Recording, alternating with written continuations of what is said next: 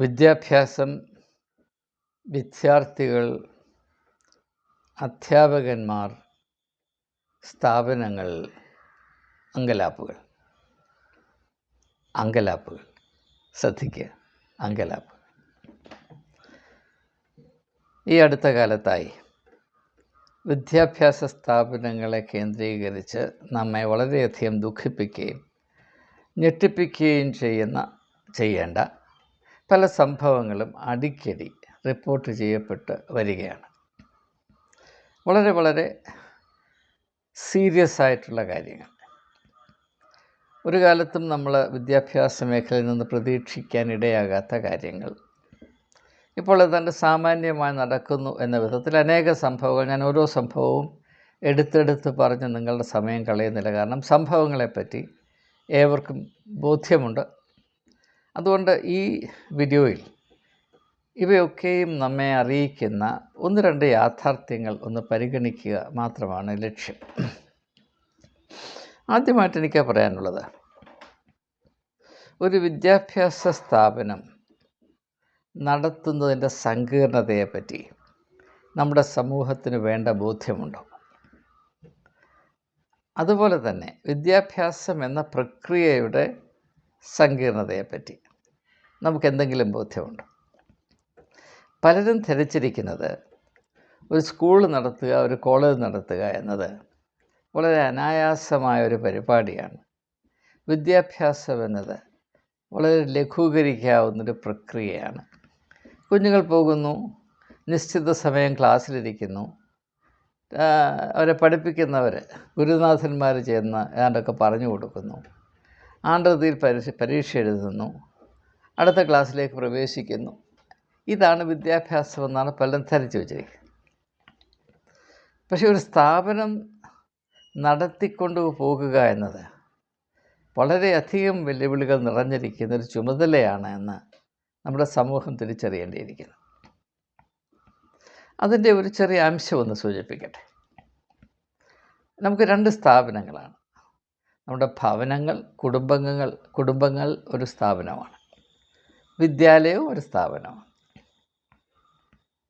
നമ്മുടെ കുടുംബങ്ങൾ, നമ്മുടെ ഭവനങ്ങളിൽ മാതാപിതാക്കന്മാർക്ക് അവരുടെ മക്കൾ, ചില വീട്ടിൽ ഒരു മകനോ മകളോ, ചില വീടുകൾ ഒന്നോ രണ്ടോ, അതിനപ്പുറത്തൊന്നും കേരളത്തിലില്ലല്ലോ. ഇങ്ങനെ അണുകുടുംബങ്ങൾ, ചെറിയ ചെറിയ കുടുംബങ്ങൾ, അതിൽ മാത്രം ചുമതലയുള്ള മാതാപിതാക്കന്മാർക്ക് തങ്ങളുടെ മക്കളുടെ അവസ്ഥ എന്താണെന്ന് സത്യസന്ധമായി അതിൻ്റെ പൂർണ്ണതയിൽ അറിയുവാൻ സാധിക്കുന്നുണ്ടോ? തങ്ങളുടെ മക്കളുടെ അവസ്ഥ ഇങ്ങനെയാണെന്ന് ഞങ്ങൾക്കറിയാം എന്ന സത്യസന്ധമായി അവകാശപ്പെടുവാൻ ധൈര്യമുള്ള എത്ര മാതാപിതാക്കന്മാർ കേരളത്തിലുണ്ട്? എനിക്കറിഞ്ഞാൽ കൊള്ളാമെന്നുണ്ട്. ഇത് മാത്രവുമല്ല, നമ്മൾ പാശ്ചാത്യ സംസ്കാരത്തിൽ നിന്ന് ആശയങ്ങളും മാനദണ്ഡങ്ങളും കടമെടുക്കുക മാത്രമാണ് നമ്മുടെ മിടുക്ക് എന്ന് ധരിച്ചു വച്ചിരിക്കുന്നത് കൊണ്ട് വെള്ളക്കാരൻ എന്ത് ചെയ്താലും നമ്മൾ അതുപോലെ തന്നെ അനുകരിക്കും.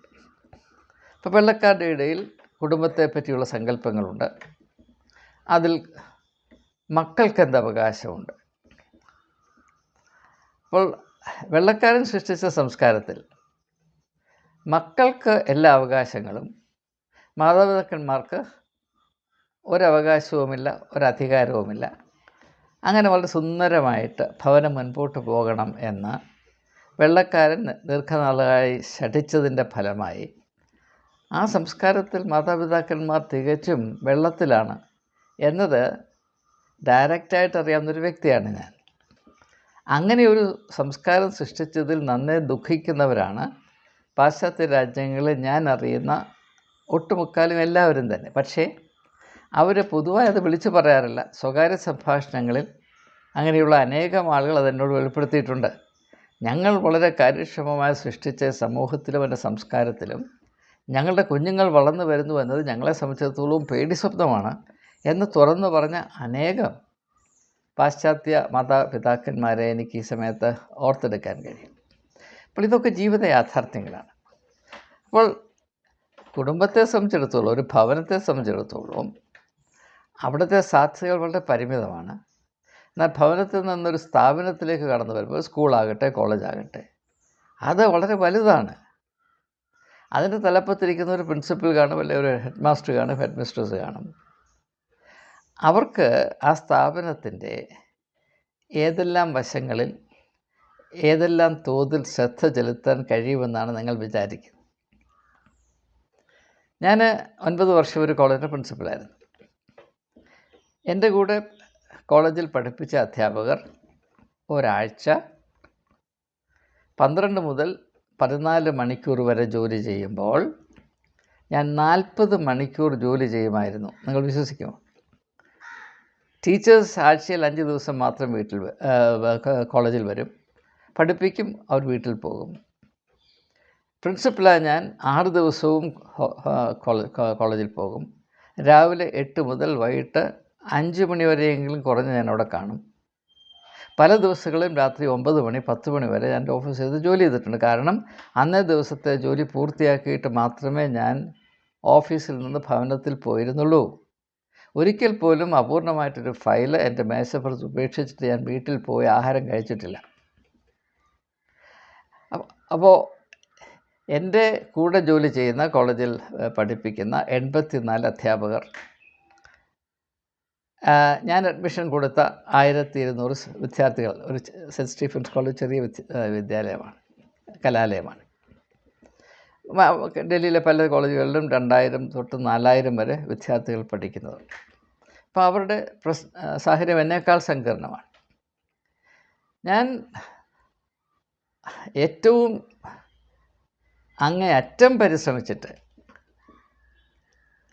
ഞാൻ ചുമതല വഹിക്കുന്ന കോളേജിൻ്റെ എല്ലാ വശങ്ങളെയും വേണ്ട തോതിൽ എല്ലാ നിമിഷവും തിരിച്ചറിഞ്ഞ് അവിടെ ഒരു പ്രശ്നവും വരാതിരിക്കത്തക്കവണ്ണം സ്വാധീനം ചെലുത്തുവാൻ എനിക്ക് കഴിഞ്ഞിട്ടില്ല.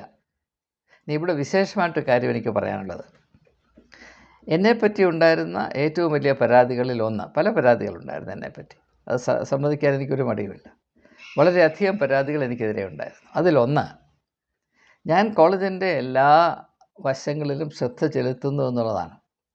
അന്നത്തെ മീഡിയയുടെ ഭാഷയിൽ പറഞ്ഞാൽ, സെൻറ്റ് സ്റ്റീഫൻസ് കോളേജിൻ്റെ ക്യാമ്പസിൽ ഒരു ഇല അനങ്ങണമെങ്കിൽ ആ മനുഷ്യനറിഞ്ഞേ സാധ്യമാകുകയുള്ളൂ. Not a leaf can stir on the campus of saint Stephen's college without his coming to know about it എന്നായിരുന്നു എന്നെപ്പറ്റിയുള്ള ഏറ്റവും വലിയ വിമർശനം. അതിനെ ആസ്പദമാക്കി ഞാനൊരു സ്വേച്ഛാധിപതിയാണ്, ഹീസ് എ ഡിക്റ്റേറ്റർ എന്ന് അനുദിനം എനിക്കെതിരെ ചീറ്റിക്കൊണ്ടിരുന്ന മാധ്യമപ്രവർത്തകരാണ് ഡൽഹിയിലുണ്ടായിരുന്നത്.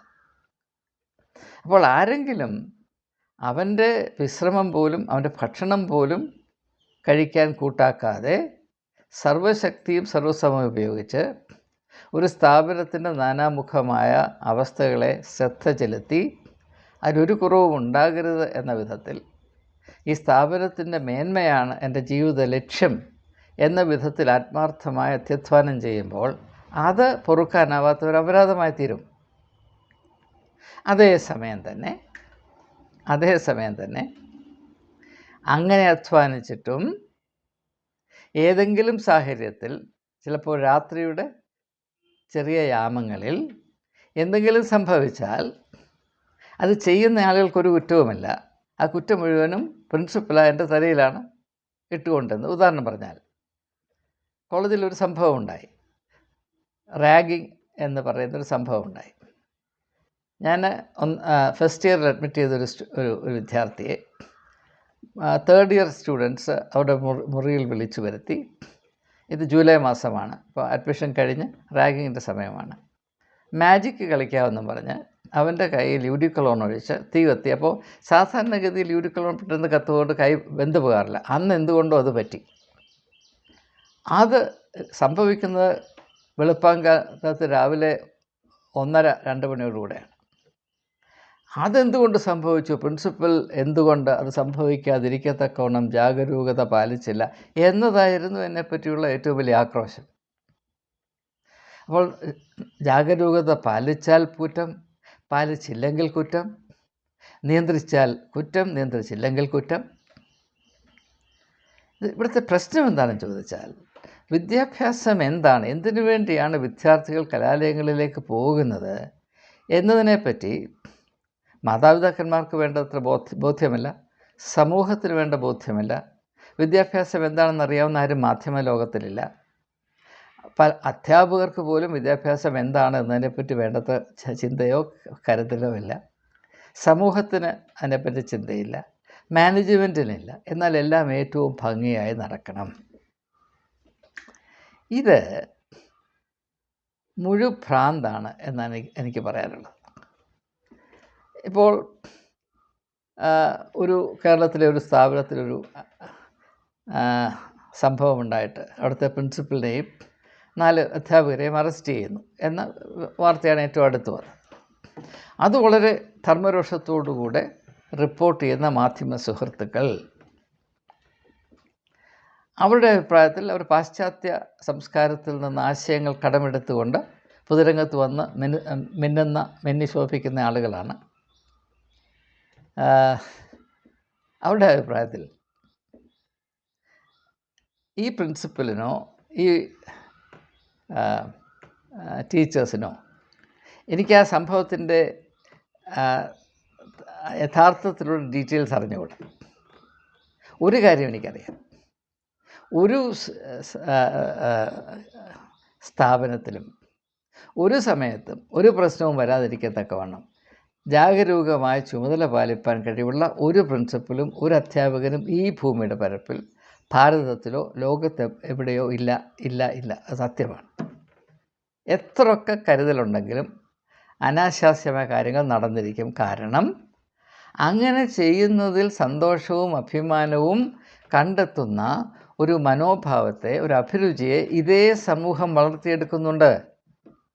ഞാൻ നിങ്ങളോട് ചോദിക്കട്ടെ, നേർവഴിയിൽ സഞ്ചരിക്കുന്ന ഒരാളിനെ പറ്റിയാണോ, അല്ലാതെ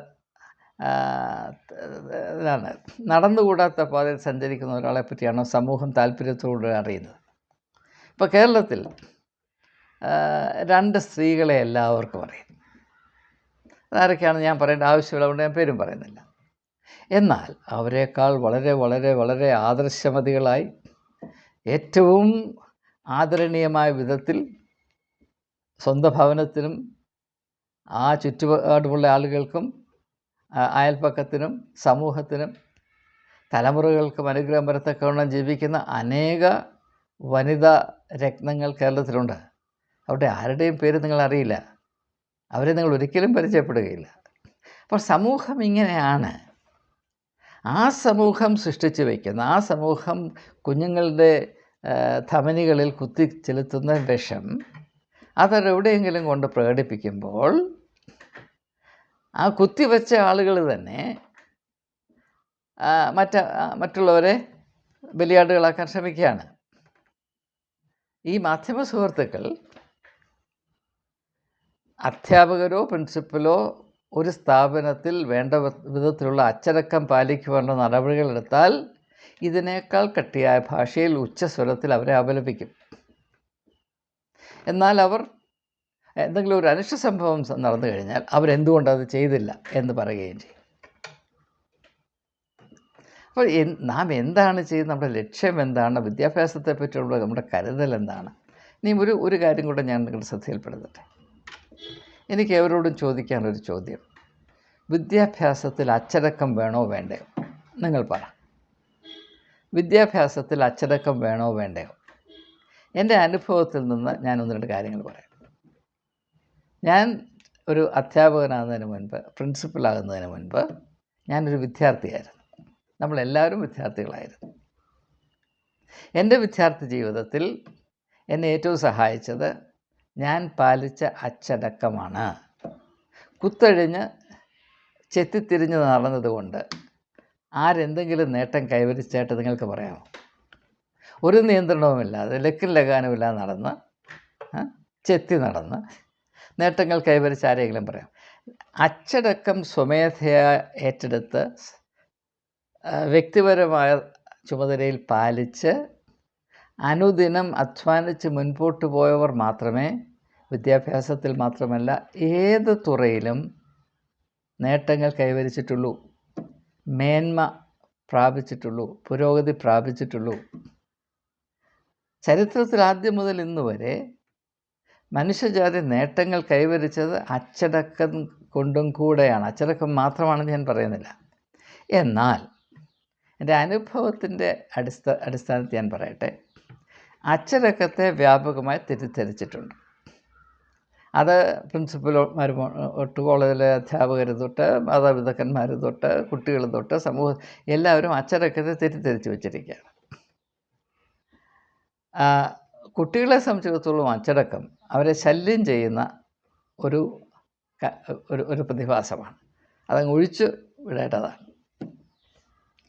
മാതാപിതാക്കന്മാരെ സംബന്ധിച്ചിടത്തോളം അച്ചടക്കം നല്ലതാണ് എന്ന് അവർ തിരിച്ചറിയുമെങ്കിലും തങ്ങളുടെ മക്കളുടെ മേൽ അച്ചടക്കം സ്ഥാപിക്കുവാൻ, അച്ചടക്കത്തോടുകൂടെ തങ്ങളുടെ മക്കളെ വളർത്തുവാൻ തൻ്റെ ഇടമില്ലാത്തവരാണ് ഇപ്പോഴത്തെ മാതാപിതാക്കന്മാർ. ഇപ്പോഴത്തെ ഒരു പ്രത്യേകത എന്താണെന്ന് ചോദിച്ചാൽ, മാതാപിതാക്കന്മാർ സ്വന്തം മക്കളെ നിരുപാധികം അനുസരിക്കും, പക്ഷേ മക്കൾക്ക് അപ്പനെ അമ്മയെ അനുസരിക്കേണ്ട യാതൊരു കടമയുമില്ല. ഇതാണ് നമ്മുടെ ഏറ്റവും വലിയ നേട്ടം.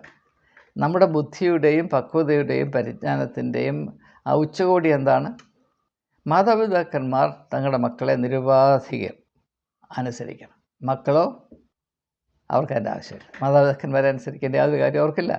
മാതാപിതാക്കന്മാർ തീ തിന്നാണ് ജീവിക്കുന്നത്.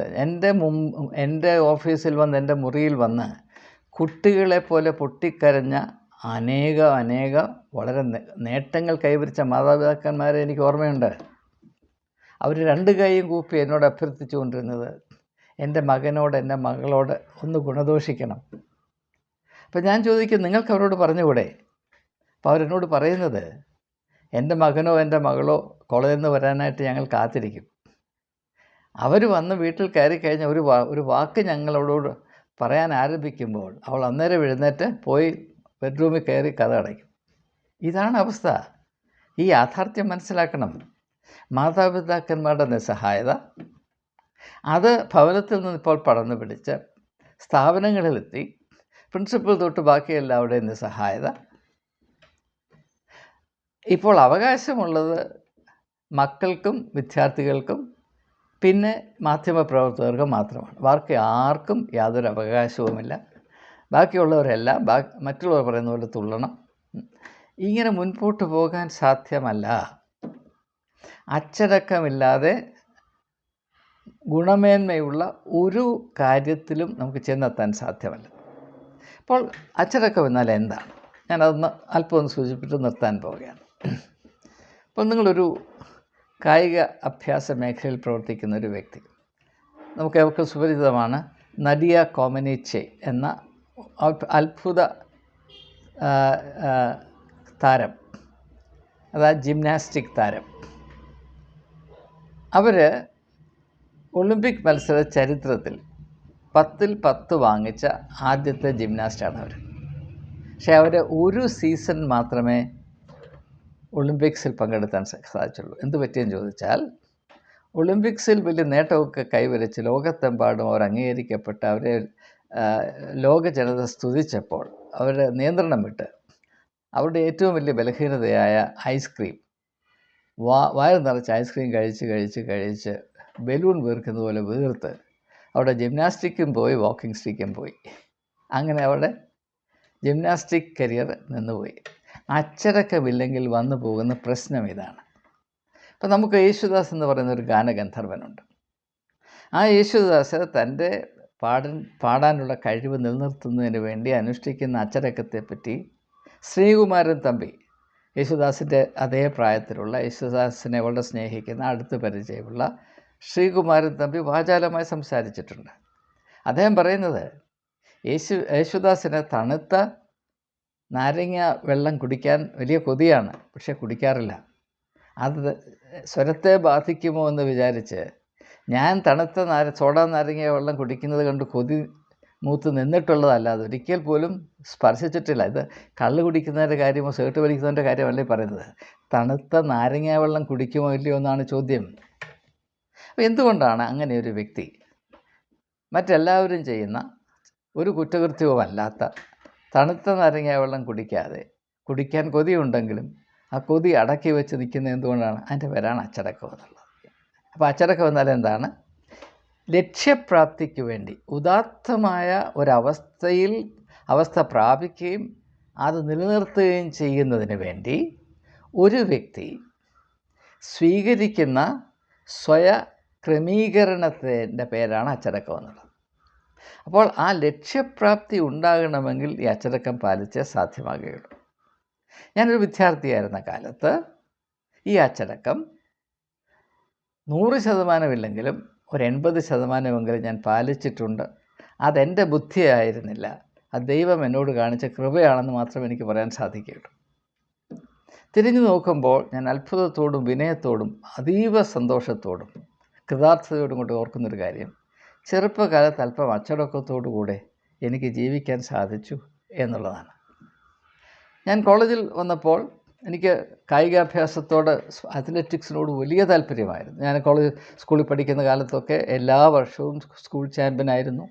കളികളോട് എനിക്ക് അതീവത, ഇപ്പോഴും അങ്ങനെ തന്നെയാണ്. പക്ഷേ ഞാൻ കോളേജിലെത്തിയപ്പോൾ എല്ലാം നിർത്തി. കാരണം കോളേജിൽ ഉള്ള ആ പാഠ്യക്രമം അതിൽ മികവ് നിലനിർത്തിക്കൊണ്ട് എനിക്ക് സ്പോർട്സ് മേഖലയിൽ വേണ്ടതുപോലെ പ്രവർത്തിക്കാൻ സാധ്യമല്ല എന്നത് സ്വയം തിരിച്ചറിഞ്ഞ് ഞാനത് ഉപേക്ഷിക്കുകയാണ് ഉണ്ടായത്.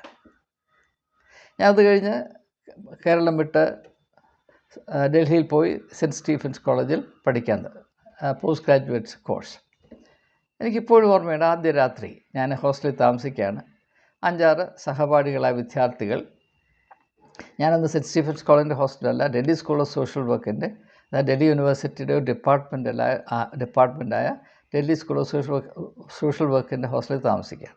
അപ്പോൾ അവിടുത്തെ തന്നെ ആ ഡിപ്പാർട്ട്മെൻറ്റിലെ 5-6 വിദ്യാർത്ഥികൾ രാത്രി എൻ്റെ അടുത്ത് വന്ന് പറഞ്ഞു, നമുക്ക് അവിടെ പോകണം, ഇവിടെ പോകണം, സെക്കൻഡ് ഷോ കാണണം, പിന്നെ മറ്റ് എക്സ്പെരിമെൻറ്റ്സ് ഒക്കെ ഉണ്ട്. അപ്പോൾ ഞാൻ പറഞ്ഞു, അതെന്നെ അങ്ങ് ഒഴിവാക്കണം, അതിനല്ല ഞാൻ ഇങ്ങോട്ട് വന്നത്. സെക്കൻഡ് ഷോ കാണാനാണെങ്കിൽ, വെള്ളം കുടിക്കാനാണെങ്കിലും മറ്റ് മരുന്ന് പ്രയോഗമൊക്കെ ആണെങ്കിൽ എനിക്ക് കേരളത്തിൽ ചെയ്യാം. ഇവിടെ 3000 മൈൽ താണ്ടി ഇവിടെ വരേണ്ട കാര്യമില്ല. അപ്പം അങ്ങനെ വന്നപ്പോൾ എന്നെ എല്ലാവരും ഒറ്റപ്പെടുത്തി. എൻ്റെ ഇരട്ടപ്പേരിട്ടിരുന്ന മിസ്റ്റർ സീരിയസ് എന്നാണ്. പക്ഷേ ആ അച്ചടക്കം ഞാൻ അന്തിമ നിമിഷം വരെയും പാലിച്ചു. അതുകൊണ്ട് എൻ്റെ ജീവിതത്തിൽ ഒരു അനുഗ്രഹമുണ്ടായി. ഞാൻ എല്ലാവരെയും പോലെ അലഞ്ഞു തിരിഞ്ഞ് നടന്നിരുന്നുവെങ്കിൽ. അപ്പോൾ എൻ്റെ ക്ലാസ്സിൽ പഠിച്ച വളരെ വളരെ കഴിവുള്ള ഒരു ബംഗാളി സ്റ്റുഡൻ്റ് ഉണ്ടായിരുന്നു, ബാനർജി എന്നാണ് അവൻ്റെ പേര്. 6 അടി 2 ഇഞ്ച് പൊക്കം, നല്ല സുന്ദരനായ ബാനർജി, മിടുക്കൻ. അവൻ ഇങ്ങനെ ഒറ്റ പ്രശ്നമേ ഉള്ളൂ, അച്ചടക്കമില്ല. എല്ലാവരും അപ്പം പെൺകുട്ടികളുടെ ഇടയിൽ വളരെ പോപ്പുലറാണ്, മറ്റേതാണ്. അപ്പോൾ ഇങ്ങനെ കറങ്ങി നടക്കും. എനിക്കിപ്പോഴും ഓർമ്മയുണ്ട്, ഞങ്ങൾ പരീക്ഷ എഴുതുകയാണ് ഒരു മുറിയിലിരുന്ന്, സെമസ്റ്റർ എക്സാം എഴുതുകയാണ്. ഞാൻ തിരിഞ്ഞു നോക്കിയപ്പോൾ ബാനർജി കൂർക്കം വലിച്ച് ഉറക്കമാണ്. പറ്റിയെന്താണെന്ന് ചോദിച്ചാൽ, അവൻ ഒരു സെമസ്റ്റർ 5 മാസമാണെന്ന് നിങ്ങൾക്കറിയാം. ഈ 5 മാസവും കറങ്ങി തിരിഞ്ഞ് നടന്നിട്ട് പരീക്ഷയ്ക്ക് ഒരാഴ്ച മുമ്പേ ഉറക്കമില്ലാതിരുന്ന ഒരു ഉറക്കം വരാതിരിക്കാൻ ഒരു മരുന്നുണ്ട്, സ്പീഡ് എന്നാണ് പറയുന്നത്. അത് കഴിച്ച് പഠിച്ച് പരീക്ഷ എഴുതാനായിട്ട് ഹോളി വന്നപ്പോൾ കടലാസ് കൈ കിട്ടിയപ്പോൾ തൊട്ട് ഉറക്കമാണ്, തലനിര നിൽക്കുന്നില്ല, എന്ത് ചെയ്യും? അപ്പോൾ എങ്ങനെ നിങ്ങൾ നോക്കിയാലും അച്ചടക്കമില്ലാതെ നമുക്ക് മുൻപോട്ട് പോകുവാൻ സാധ്യമല്ല.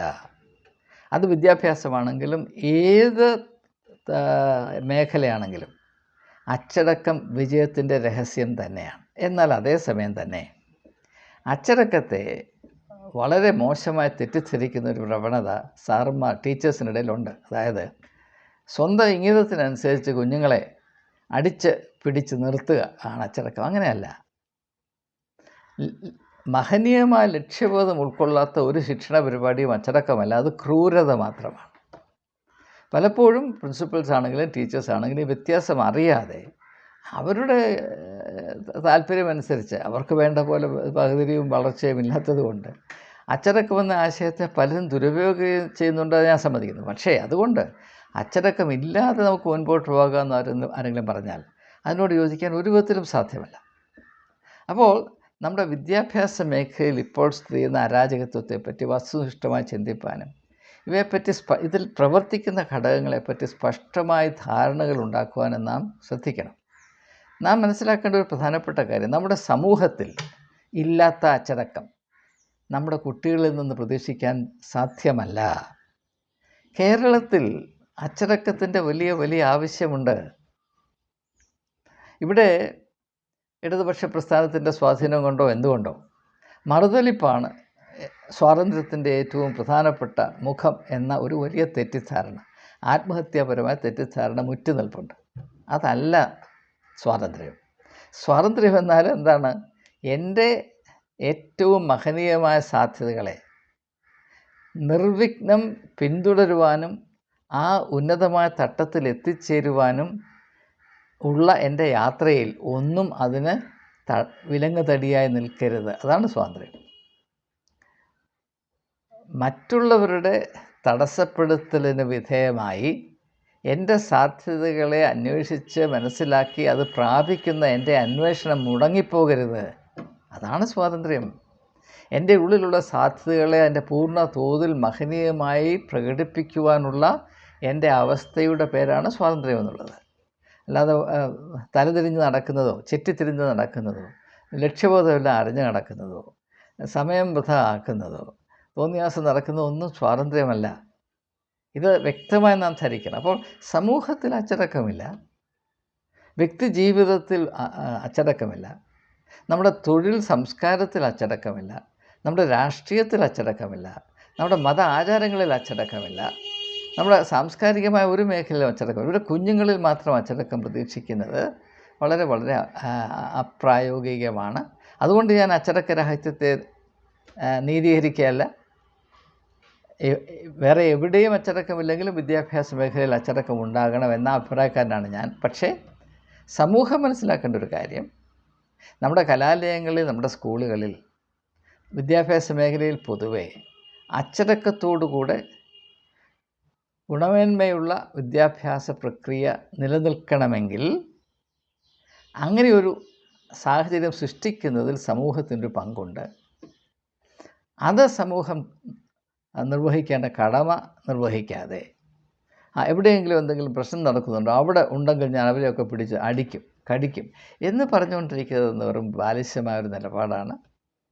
ഒന്നുകിൽ നമുക്കെല്ലാവർക്കും ഒരുപോലെ മുൻപോട്ട് പോകണം. അങ്ങനെ മുൻപോട്ട് പോകുന്നതിൽ അടങ്ങിയിരിക്കുന്ന അച്ചടക്കത്തെയും ആവേശത്തെയും യാതൊരു ഒഴികഴിവുമില്ലാതെ സ്വാംശീകരിക്കുവാൻ നമുക്ക് മനസ്സുണ്ടാകണം. അല്ലെങ്കിൽ എന്തെങ്കിലും ഉണ്ടായാൽ മതി എന്ന അവസ്ഥയിൽ നിന്നുകൊണ്ട് ഒരു പരാതിക്കും എനിക്ക് അർഹതയില്ല എന്ന് പറഞ്ഞ് നിൽക്കണം. ഇത് രണ്ടും കൂടെ കുഴയ്ക്കരുത്. അച്ചടക്കമില്ലാതെ എനിക്ക് ജീവിക്കണം, പക്ഷേ അതുകൊണ്ടുണ്ടാകുന്ന പ്രശ്നങ്ങൾ വന്നാൽ ഞാൻ പരാതിപ്പെടും എന്ന് പറയുന്നത് തികച്ചും അനീതിയാണ്. ഒരു വിധത്തിൽ ന്യായീകരിക്കാൻ വയ്യാത്ത കാര്യമാണ്. ഈ ഒരു മണ്ടത്തരമാണ് ഇപ്പോൾ കേരളത്തിൽ ഞാൻ കാണുന്നത്. അതുകൊണ്ട് ഇതിൻ്റെ ഘോരമായ അവസ്ഥകളെ തിരിച്ചറിഞ്ഞ് ഇതിൽ നിന്നൊരു വ്യത്യാസം വരുത്താതെ നമുക്ക് മുൻപോട്ട് പോകാൻ സാധ്യമല്ല. സംഗതികൾ കൂടുതൽ വഷളായിക്കൊണ്ടേയിരിക്കും.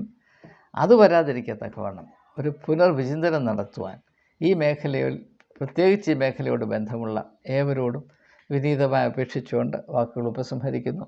നമ്മുടെ സംസ്ഥാനത്തെ ദൈവം അനുഗ്രഹിക്കുമാറാകട്ടെ.